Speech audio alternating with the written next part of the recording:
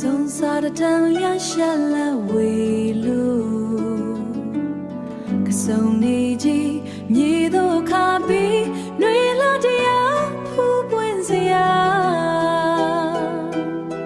လေယူတုံတုံတိုက်ခလာရင်တော်ရိုက်လာရင်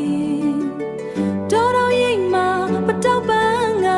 ရွှေရောင်လွမ်းလို့မွေးရနာနာနှွေခါမှာ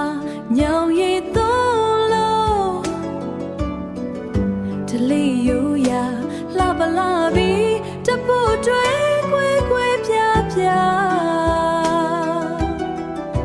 မြင်သူတကားငေးရစကားဝါပွင့်တွေညီမခင်က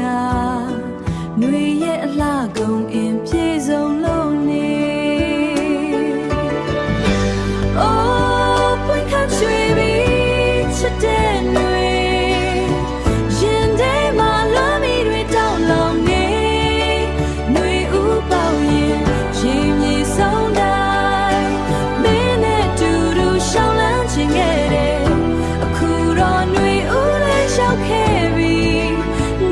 တွေကတော့လေထဲမှာပြန်လွင်လို့နေ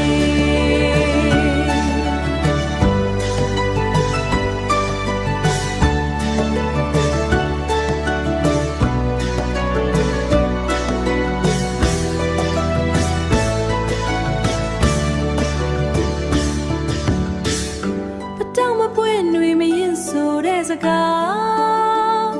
အခုတော့ပတောင်တွေလဲကျွေခဲ့ပြီညချွညူညူတာယာတုံးက